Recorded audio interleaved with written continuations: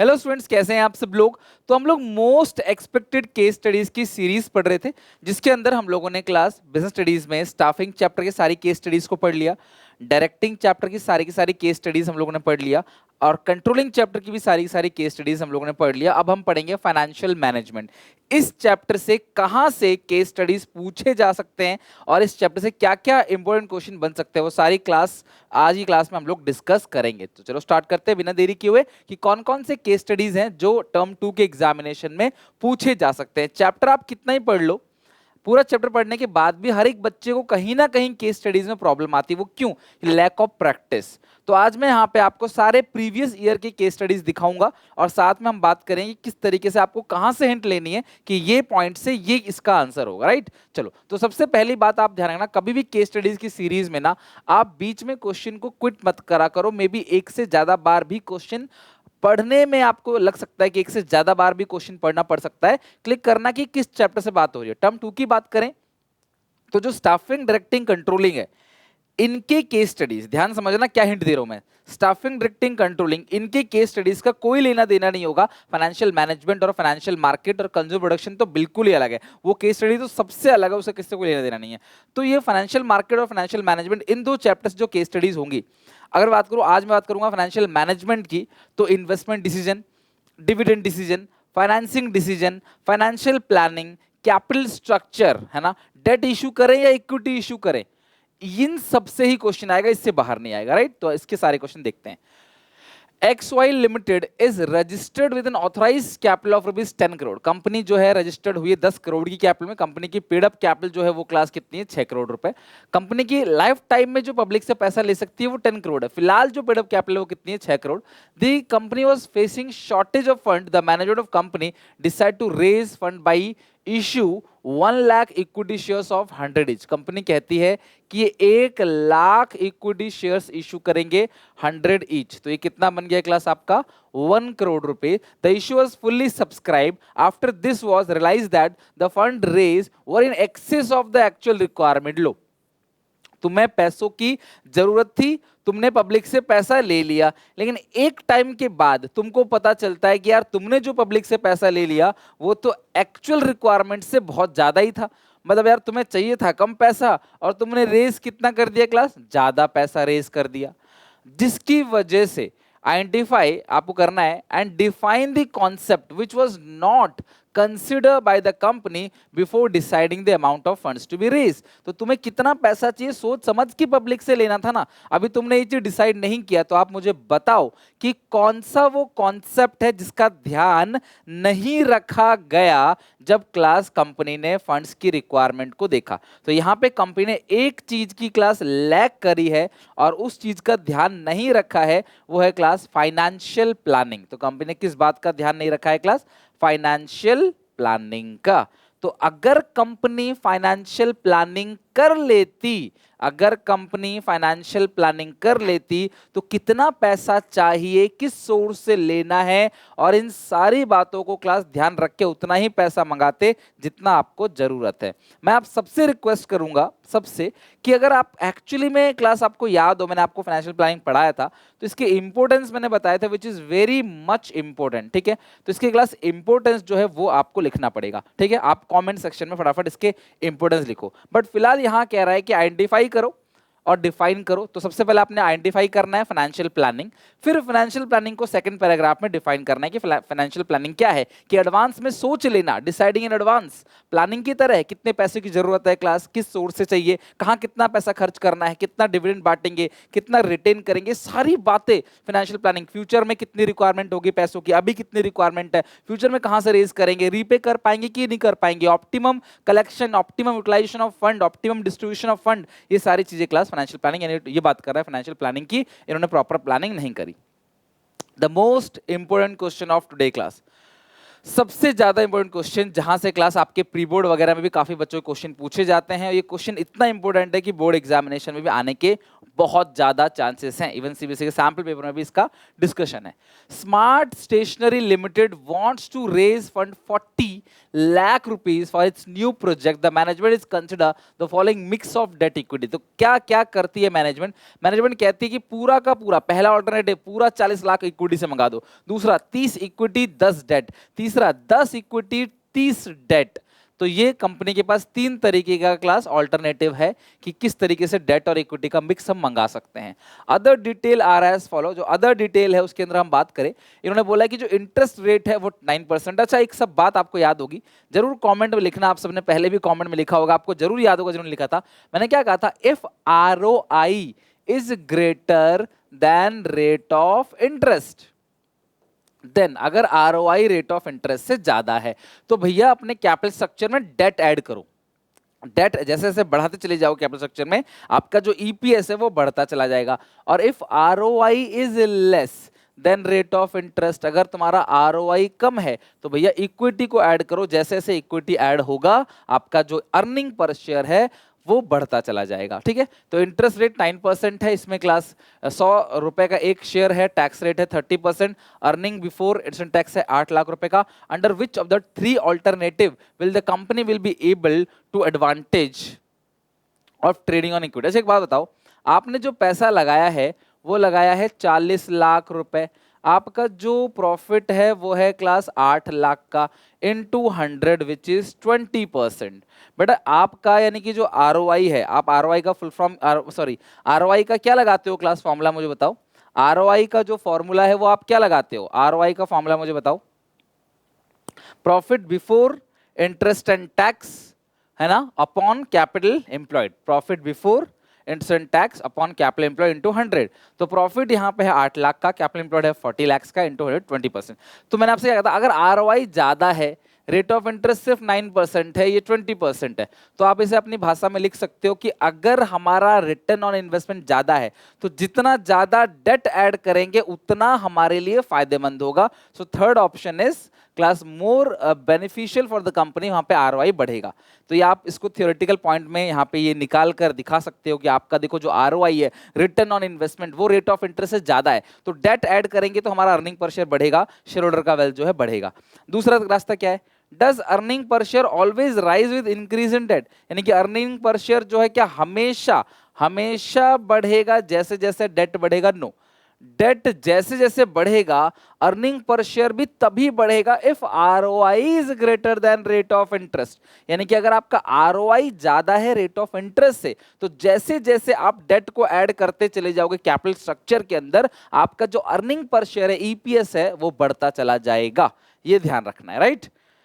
लेकिन अगर आपका आरओआई कम है, रेट ऑफ इंटरेस्ट ज्यादा है, तो फिर उल्टा हो जाएगा, फिर डेट ऐड करने से प्रॉफिट अर्निंग पर शेयर बढ़ेगा नहीं, वो फिर घट जाएगा, डाउन आ जाएगा, राइट। तो इस तरीके से आपको इसे एक्सप्लेन करना है। फिर भी मैं आपको एक और तरीका बताता हूं जिससे क्लास आप अलग अलग ऑल्टरनेटिव को अच्छे से एक्सप्लेन कर पाओगे। मैं तुम्हें इस चीज को प्रूव करके दिखाता हूँ क्लास की किस तरीके से क्लास आप अलग अलग ऑल्टरनेटिव को लेकर एक्सप्लेन कर सकते हैं नंबर्स में, राइट। चलो, तो मैं यहाँ पे 3 केसेस हैं, तो मैं 3 बना देता हूँ यहाँ पे इस तरीके से, ए बी सी, 3 ऑल्टरनेटिव है ना क्लास, तो 3 बना देते हैं। पहला option number 1, option 1, option second और ऑप्शन थर्ड। तो ये हो गया profit before interest and tax.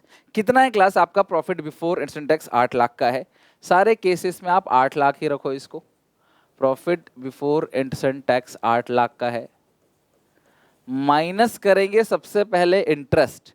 तो पहले केस में अगर आप देखो यहाँ पे इंटरेस्ट रेट तो वैसे 9% है, टैक्स 30% है, तो पहले में कुछ डेट है ही नहीं, तो डेट कुछ नहीं है, तो profit before interest and tax minus interest, profit before tax minus tax 2,40,000, तो 5,60,000 हो गया प्रॉफिट आफ्टर टैक्स, या आप इसे कह सकते हो अर्निंग अवेलेबल फॉर इक्विटी। तो शेयर होल्डर के लिए जो अर्निंग है वो 5,60,000 है। इसे डिवाइड दोगे, तुम्हारे पास शेयर्स कितने, क्वेश्चन खुद ही कह रहा था शेयर कितने का एक है, 100 का एक है, तो 40,000 शेयर्स है, तो इसे 40,000 से आप डिवाइड दे दो, तो आपको मिल जाएगा अर्निंग पर शेयर, यानी कि आपने जो कमाया है वो 5,60,000 रुपए 40,000 शेयर्स का है। ये जो 5,60,000 रुपए आपने कमाया है, ये 40,000 शेयर्स का है, तो अर्निंग पर शेयर हो गया 14 रुपए का, राइट।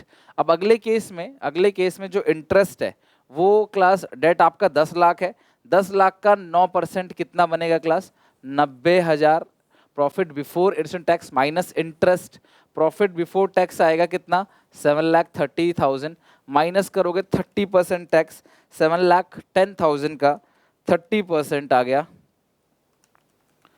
का 30% 2,13,000, तो आएगा प्रॉफिट बिफोर टैक्स 7,10,000 में से घटा दोगे, 7,10,000 माइनस 2,13,000, आएगा 4,97,000। लेकिन अभी तुम्हारा जो शेयर है, क्योंकि तुम्हारे पास 30 लाख रुपए की इक्विटी है, 30 लाख रुपए का इक्विटी है और 100 रुपए का एक शेयर है, तो 30,000 शेयर्स हो गए। कितने शेयर्स हो गए, 30,000, डिवाइड करेंगे 30,000 से, तो 4,97,030, तो ये 16.57। तो आप देख रहे हो कि जैसे जैसे डेट ऐड कर रहे हैं, हमारा जो ईपीएस है, अर्निंग पर शेयर है, वो बढ़ता चला जा रहा है। इसमें जो आपका डेट है, थर्ड केस में, थर्ड अल्टरनेटिव में जो डेट है वो 30 लाख का है, तो 2,70,000 का तो इंटरेस्ट ही हो गया 9% के हिसाब से, 2,70,000, तो ये कितना बनेगा क्लास, 5,30,000। अब 5,30,000 का आप 30% टैक्स निकालोगे तो कितना बनेगा, 1,59,000। अब ये जो क्लास 5,30,000 में से 130, तो ये आ गया 3,70,000। अब कितने शेयर्स हैं इस केस में, इस केस में 10 लाख है, तो 10,000 शेयर्स हैं। कितने शेयर्स हैं, 10,000, ठीक है, ठीक है। तो अगर आप 3,71,000 को, 3,71,000 है, एक जीरो ज़्यादा आ गया, अब इसे 10,000 शेयर से डिवाइड दोगे तो 37.1। तो आप क्या देख रहे हो कि जैसे जैसे आप डेट ऐड कर रहे हो, आप, ये सबसे अच्छी कैलकुलेशन है। तो अगर आपने कैलकुलेशन में ही दिखा दिया कि देखो जैसे जैसे हम डेट ऐड कर रहे हैं, हमारा जो अर्निंग पर शेयर है वो बढ़ता चला जा रहा है, तो इससे अच्छा तो कुछ हो ही नहीं सकता। और दूसरी बात कि ये तभी हो रहा है, ये तब भी हो रहा है क्लास, क्योंकि यहाँ पे जो आरओआई है वो 20% है और जो रेट ऑफ इंटरेस्ट है वो 9%। तो अगर रेट ऑफ इंटरेस्ट कम है और आरओआई ज़्यादा है तो भैया डेट ऐड करने से फायदा होगा, डेट ऐड करने से आपका क्लास अर्निंग पर शेयर बढ़ेगा, राइट। तो इस तरीके से क्लास आप इस क्वेश्चन को आराम से सॉल्व कर सकते हो। बाकी जो बी का आंसर है बता ही दिया मैंने क्लास, हमेशा नहीं होता, आरओआई ज़्यादा होता है तभी होता है। थर्ड, आई होप क्लास आप ऐसे क्वेश्चन को और अच्छे से प्रैक्टिस करोगे।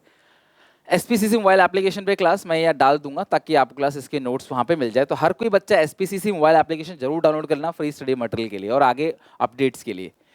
Indian equity market going through a phase of boom, boom मतलब इन्फ्लेशन, लोग ज्यादा डिमांड कर रहे हैं, यानी कि इक्विटी में इन्वेस्ट ज्यादा कर रहे हैं। देखो बेटा, जब बूम पीरियड होता है तो लोग इक्विटी में इन्वेस्ट ज्यादा करते हैं, रिस्क लेने के लिए रेडी रहते हैं, उनके पास पैसा ज्यादा होता है।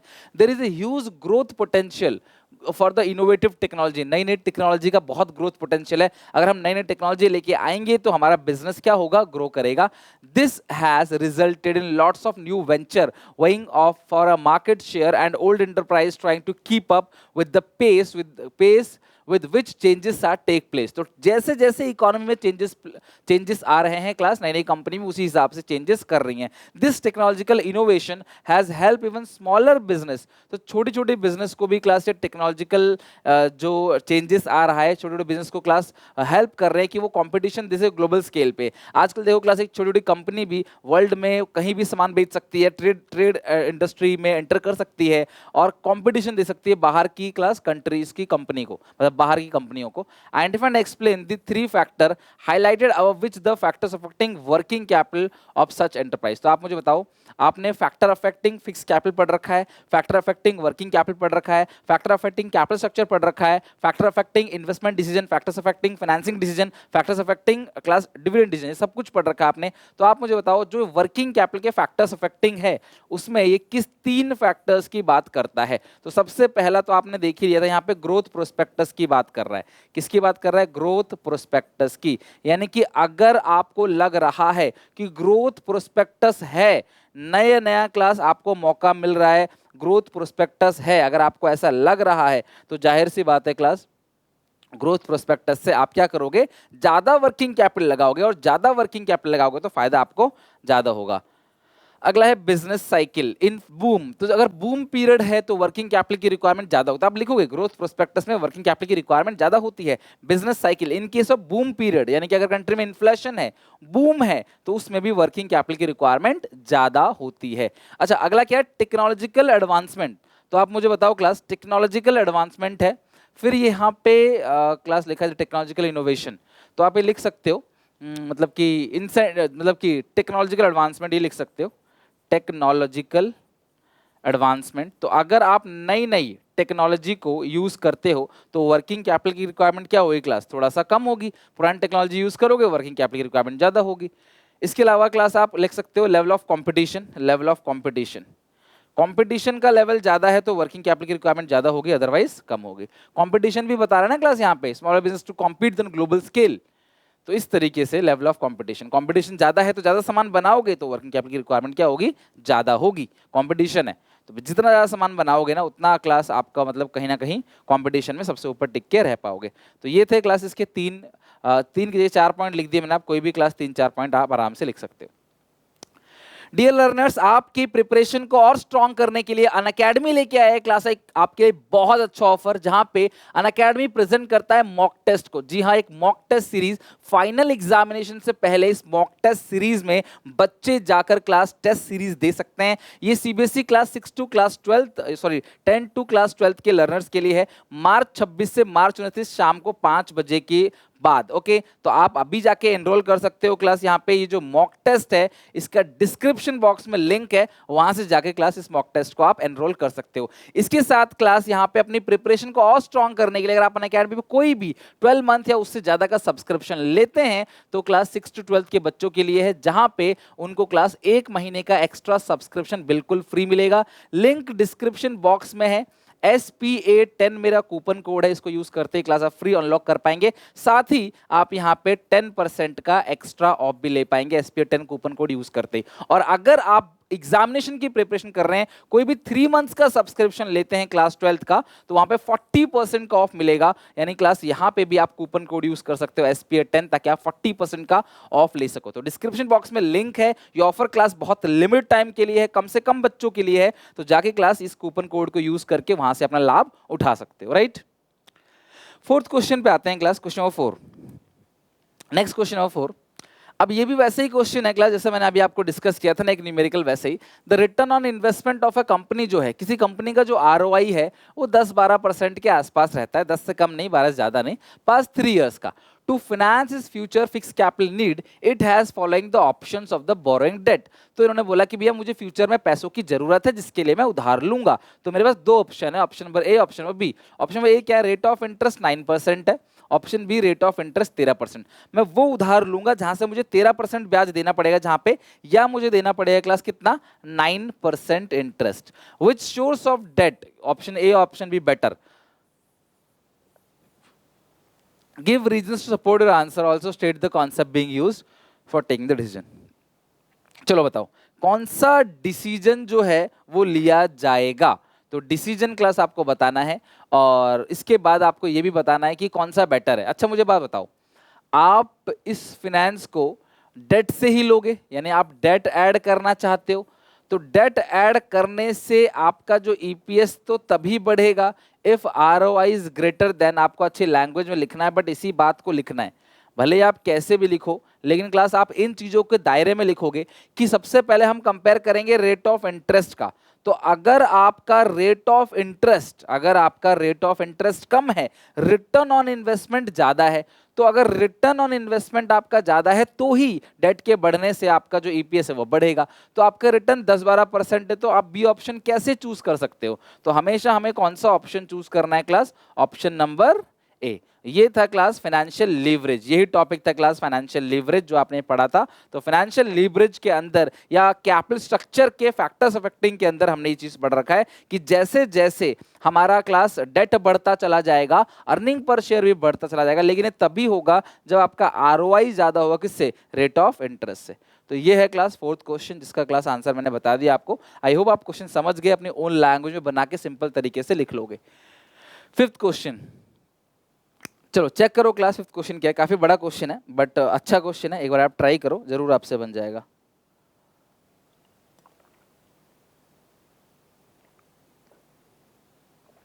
अ business that does not grow dies the, हाँ, अगर आपको तरक्की नहीं कर रहा बिजनेस तो खत्म है आपका business. Mr. Saha, the owner of Shaha Marble Limited, with glorious 36 month of its grand success, having capital base of rupees 80 crore. इनका capital base कितना है क्लास? Net worth 80 crore का है. Within a short span of time, the company could generate cash flow, which is not only converted fixed cash payment obligation but also create sufficient class buffer. मतलब सबकी payment करने के बाद, interest वगैरह देने के बाद ये बफर भी इकट्ठा कर लेते हैं, पैसा काफी बच जाता है इनके पास। तो यानी कि कैश मैनेजमेंट इनका बहुत अच्छा है। The company is on the growth path and new breed of consumers is eager to buy the class Italian marble sold by Saha Marble Limited. लोग खरीदना चाहते हैं class Italian marble. Meet the increasing demand, Mr. Shah decide to expand his business by acquiring a mine. कहते हैं हम एक mine acquire करेंगे और business को expand करेंगे. This required an investment of 120 crore. इनके लिए 120 करोड़ रुपए की जरूरत पड़ेगी. To seek advice in this matter, he called his finance advisor, Mr. Seth, who advised him, class जिसने सेठ साहब ने एडवाइस किया कि यहाँ पे क्लास मिक्स लो, 40% आप पैसा इक्विटी से रेज करो, 60% डेट से रेज करो। तो ये mister Seth also suggested him to take loan from a financial institution as cost of raising fund from financial institution is low, कि यानी कि आप अगर फाइनेंशियल इंस्टीट्यूशन से लोन लेते हो तो खर्चा बहुत कम आएगा, तो आप लोन भी ले सकते हो। Though this will increase the financial risk, but also raise the return to equity. तो शेयर होल्डर को भी फायदा होगा उससे, क्योंकि डेट जैसे जैसे बढ़ाते चले जाओगे तो ईपीएस क्या होगा? बढ़ेगा। तो इन्होंने बोला कि डेट आप ले सकते हो फाइनेंशियल इंस्टीट्यूशन से, बैंक से। He also class appraise him to issue a debt not dilute the control of equity. ये कहते हैं कि भैया कंट्रोल अपने पास रखो, डेट इशू करो ताकि कंट्रोल हमारे हाथ में रहे। समझ रहे हो? मतलब अगर भैया हम सबको इक्विटी इशू करेंगे तो वो सब मालिक बन जाएंगे ना, हम क्या करेंगे फिर? आपने शार्क टैंक इंडिया तो देखा ही होगा। शार्क टैंक इंडिया में हमेशा बात चलती रहती है, इतनी इक्विटी हम आपकी लेंगे। इक्विटी मतलब ओनरशिप। तो अगर वो दो लोग आए हैं, मान लो दोनों के पास 50-50% की इक्विटी है, इक्विटी मतलब ओनरशिप, सिंपल, उन्होंने इक्विटी, लोन वगैरह नहीं, ओनरशिप। उसका वो 20% 10% इक्विटी खरीद ले रहे हैं, तो वो 10% के मालिक हैं। तो अगर वो अपना 10% को अच्छा करना चाहेंगे तो बाकी पूरा 100% भी तो अच्छा होगा। बात को समझ रहे हो ना क्लास? तो ये चीज है। तो आफ्टर ड्यू, हाँ, इन्होंने क्लास डिसाइड किया कि raise fund from a financial institution, तो एक फाइनेंशियल इंस्टीट्यूशन से फंड रेज करेंगे। अच्छा, और भी कुछ लिखा हुआ है। At the same time the interest on loan is a tax deductive expense. अच्छा, अगर ये कहते हैं कि अगर आप इंटरेस्ट अगर आप लोन लेते हो तो भैया उस पर इंटरेस्ट भी पे करोगे, तो उस पर जैसे आप इंटरेस्ट पे करोगे तो आपका तुरंत ही क्या होगा? प्रॉफिट कम हो जाएगा, और जैसे ही प्रॉफिट कम हो जाएगा टैक्स लायबिलिटी भी कम हो जाएगी। तो ये टैक्स को बचाने की बात कर रहे हैं क्लास, ये अपना कंट्रोल कंसिडरेशन की बात कर रहे हैं, और ये डेट इशू की बात कर रहे हैं। अभी क्वेश्चन क्या पूछा है? Identify and explain. आइडेंटिफाई करो, पता करो क्या है टॉपिक, और एक्सप्लेन करो फाइनेंशियल मैनेजमेंट का वो कॉन्सेप्ट जो क्लास एडवाइस कर रहा है बाय मिस्टर सेठ इन द अबव सिचुएशन। तो ये कौन सा है क्लास? Capital structure. कौन सा है क्लास? Capital structure. तो आप इसको एक्सप्लेन कर देना। कैपिटल स्ट्रक्चर यानी कि फाइनेंशियल लीवरेज, कि भैया आपको डेट इशू करना चाहिए या इक्विटी इशू करना चाहिए, डेट अपॉन इक्विटी, जैसे डेट इक्विटी रेशियो पढ़ा था ना आपने, वही। अच्छा, इसमें किस किस की बात कर रहा है क्लास? रिस्क की बात कर रहा है वो, कंट्रोल कंसिडरेशन की बात कर रहा है, रिस्क की बात कर रहा है, टैक्स की बात कर रहा है, टैक्स डिडक्शन, कि भैया अगर आप डेट इशू करोगे तो भैया आप टैक्स की डिडक्शन भी ले सकते हो। तो आपको क्लास पूछा गया है 4। तो इसके अलावा एक जरा आप मुझे बताओ, कोई अगर आपका आइडिया है कि क्या हो सकता है? हाँ, तो इन्होंने बोला कि कैश इनकी पोजीशन अच्छी है, मतलब सॉरी, कैश फ्लो पोजीशन, मतलब इनका कैश फ्लो पोजीशन अच्छा है। तो यार अगर आपका कैश फ्लो पोजीशन अच्छा है तो भैया ठीक है ना, आप डेट इश्यू करो, क्योंकि भैया आप उनको ब्याज दे सकते हो, you have sufficient cash to pay the debt. तो अगर कैश फ्लो पोजीशन अच्छा है तो आप डेट इशू कर सकते हो, तो इसमें आप डेट की तरफ जाना चाहिए। तो ये 4 पॉइंट है फैक्टर अफेक्टिंग कैपिटल स्ट्रक्चर के, जो आपको लिखना है। बच्चा क्या एक्सपेक्ट करता है? सीधा सीधा आ जाए, राइट एनी 4 पॉइंट्स अबाउट या फैक्टर्स अफेक्टिंग कैपिटल स्ट्रक्चर। नहीं, घुमा के क्वेश्चन पूछेगा, पहचानो पहले। और इसमें तुम्हें हिम्मत नहीं हारनी, कोशिश करना है, ट्राई करना है, क्वेश्चन को एंड तक पढ़ना है, मे बी 1 से 2 बार पढ़ना है। ओके, अगर आपको नंबर लाना है मेहनत करनी पड़ेगी। 6 question. KAY Limited is a company manufacturing textile. It has share capital of rupees 60 lakh in previous year. Earning per share is 0.5. 60 lakh कमाया, 0.5 जो है इनका अर्निंग पर शेयर है, यानी आई थिंक क्लास 0.5 रुपीज, मतलब कि 50 पैसे है। और फॉर डाइवर्सिफिकेशन, बिजनेस को एक्स्ट्रा बढ़ाने के लिए इनको एडिशनल कैपिटल कितनी चाहिए? 40 लाख रुपए। The company raise fund by issuing 10% debenture issue करेगी। During the year the company earn a profit of 8 lakh. अच्छा, 8 लाख का कंपनी प्रॉफिट कमाएगी, पैसा हो गया क्लास 60 लाख, और 40 लाख और 100 करोड़ इंटू मतलब 100 लैक्स इंटू 100 विच इज 8%। यानी कंपनी का जो ROI है, रिटर्न ऑन इन्वेस्टमेंट है, वो कितना है क्लास, यहाँ पे 8% है, right. During the year the company earn a profit rupees, हाँ ये तो हो गया। टैक्स डिडक्टिव, टैक्स जो है वो 40% पे डिडक्ट होगा। State whether the share holder gain और lost in respect of earning per share and diversification, so calculations clearly. तो यार ये कहता है कि आपका जो ROI है वो कम है, आपका जो डेट का रेट ऑफ इंटरेस्ट है वो ज्यादा है। तो अगर आपका ROI कम है, रेट ऑफ इंटरेस्ट ज्यादा है, तो डेट ऐड करने से क्या होगा, आपका जो अर्निंग पर शेयर है वो घट जाएगा। जैसे जैसे आप डेट ऐड करोगे बिजनेस में, आपका जो EPS है, अर्निंग पर शेयर है, वो घटना शुरू हो जाएगा। तो यानी कि क्लास ये पॉइंट जो है क्या है, ये यानी कि शेयर होल्डर को क्या होगा, लॉस होगा इसमें। Also state any 3 factor that favour in case of debentures as a part of this capital structure. तो आपको बताना है 3 फैक्टर्स जहां पे आपको डिबेंचर इशू करना चाहिए। तो सबसे पहला फैक्टर की जहां पे क्लास आपको लगता है कि आपके कैश फ्लो पोजीशन अच्छी नहीं है, तो आपको डिबेंचर अच्छी है तो आपको डिबेंचर इशू करना चाहिए। और भी 2 पॉइंट बताऊंगा, लेकिन उससे पहले आप मुझे बताओ ना, यहाँ पे आप वर्किंग को किस तरीके से दिखाओगे। आप 2 तरीके से, इस तरीके क्वेश्चंस को हमेशा 2 तरीके से अटेम्प्ट किया जा सकता है। पहला, आप क्लास न्यूमेरिकल की तरफ जा सकते हो, थ्योरी की तरफ भी। मैंने थ्योरी में बताया कि आपका जो ROI है वो कम है, तो अगर आप अपने कैपिटल स्ट्रक्चर में डेट ऐड करोगे तो उससे आपका अर्निंग पर शेयर जो है वो क्लास कम हो जाएगा। बट हम इसको अमाउंट्स में देखते हैं, तो इनके पास जो प्रॉफिट निकल के आ रहा है वो कितना है क्लास, 8 लाख का प्रॉफिट है। तो अगर हम देखें यहाँ पे calculation, earning before interest tax जो है वो 8 लाख का है। और ये कहते हैं कि आप इंटरेस्ट पे करेंगे तो ये कितने रुपए लेंगे, 40 लाख रुपए लेंगे। डिबेंचर से 10% का इंटरेस्ट है, 40 लाख का 10% कितना आता है, 4 lakh. Profit before tax 4 lakh है, माइनस करेंगे टैक्स पेड, तो कितना टैक्स आप पे करते हो, 40%। 4 लाख का 40% कितना होगा, 1,60,000। तो बचेगा 2,40,000। और तुम्हारे इक्विटी शेयर्स कितने हैं क्लास आपके पास, 60 लाख है। 60 लाख है, 10 का 1 है, तो 6 लाख इक्विटी शेयर आ गया। तो 2,40,000 को आप 2,40,000 रुपए हैं और 6 लाख आपके इक्विटी शेयर्स हैं, तो आप डिवाइड दोगे तो आ रहा है 0.4, यानी कि 40 पैसे कुल। तो 40 पैसे, सिर्फ 40 पैसे, राइट। तो 0.4 ये आपका पहले जो था अर्निंग पर शेयर वो था क्लास आपका 0.5, लेकिन अब profit before interest tax minus interest, profit before tax minus tax paid, profit after tax, और ये जो आया प्रॉफिट आफ्टर टैक्स अपॉन आप डिवाइड देते हो नंबर ऑफ शेयर से। तो जितने भी शेयर है, 60 लाख रुपए है ना, और 10 का शेयर मानते, जब कुछ नहीं लिखा हो 10 का शेयर मानो, तो ये हो गया 6 लाख। तो 40 पैसे हो गया आपका, यानी कि शेयर होल्डर को लॉस हो रहा है। तो दोनों तरीके से दिखा सकते हो, क्योंकि ROI कम है तो भी डेट ऐड करने से लॉस होगा। बाकी पहले ये 0.5 था और इसी सर्कमस्टांसेस में क्वेश्चन सॉल्व किया तो 0.4 आ रहा है। तो आप न्यूमेरिकल करके दिखा दोगे और क्वेश्चन टीचर समझ जाए कि हाँ शेयर होल्डर को घाटा हो रहा है। आप लिख भी दोगे कि यहाँ पे शेयर होल्डर को पहले मिल रहा था 0.5, अब मिल रहा है 0.4, तो शेयर होल्डर को लॉस हो रहा है।